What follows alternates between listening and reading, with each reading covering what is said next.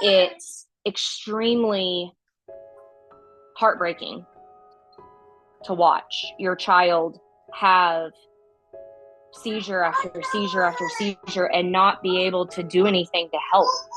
It's the most helpless I've ever felt in my entire life. It's not something you can just fix. And it's awful.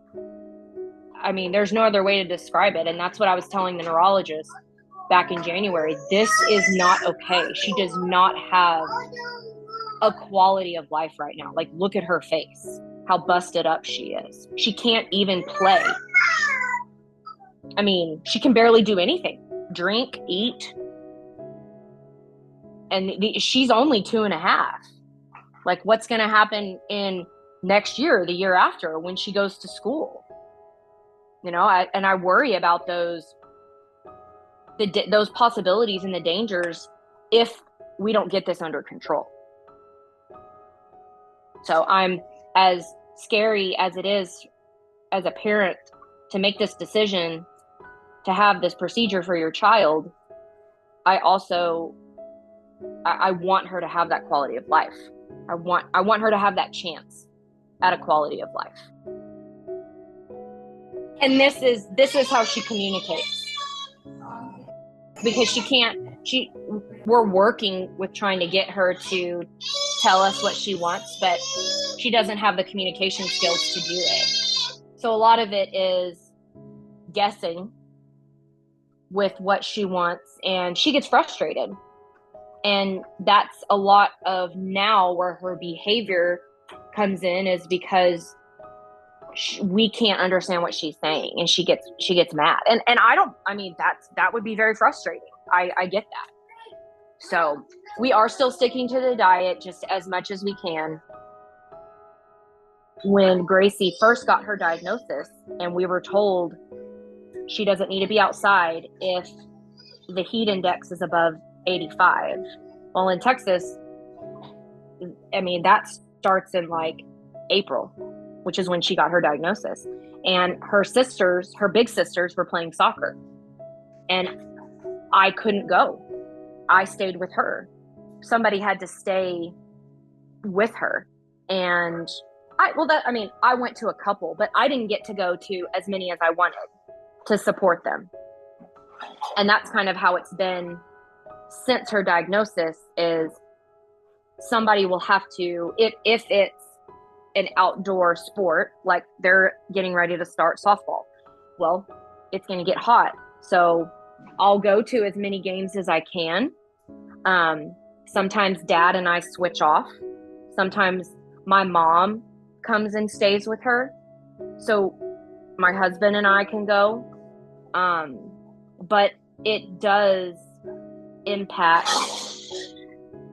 It impacts everybody. It impacts her grandparents, her cousins, especially her sisters. Her big sisters want to go outside and play. And the heartbreaking part of it is sometimes they do go outside and play, and Gracie can see them from the window and she cries because she wants to go outside and play. And it's awful. You know, I love being outside. I don't necessarily love the heat, but I love being outside. And it's been very difficult for me to not be able and do the things that I wanted to do with my child as she was experiencing the world, because it's too hot and she might have a seizure. So it's been difficult. We just take advantage of the days like this where it's beautiful outside and she can go and she can be. And so we do that. So I feel guilty as a parent for not supporting my other kids and not them, my other children, not being able to do the things that they want to do because one of their siblings has epilepsy. So they, like last week, we got home from school and they wanted to play outside. Well, okay, you can play outside, but you have to play in the backyard because I have to stay inside with Gracie. You know, so everybody feels the weight of it.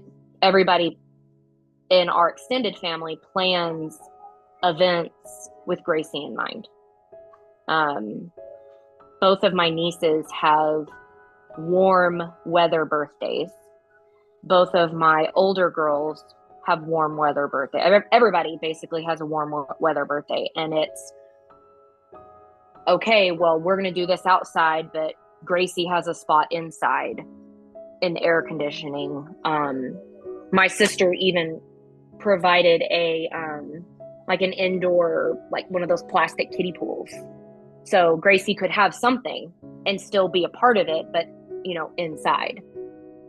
When we travel to from Texas to Arkansas.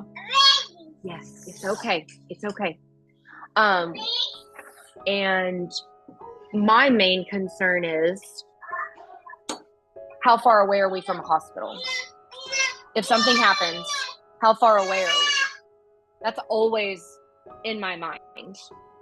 Like, if right now we live about 20 minutes from the hospital, and we feel very thankful and blessed that we are near one of the top hospitals that has research in Dravet. Like, people come from all over the country to have their child see our doctor, our neurologist, the team of doctors that my child works with. And so we feel very thankful, but if we wanted to move further away, what's that going to look like?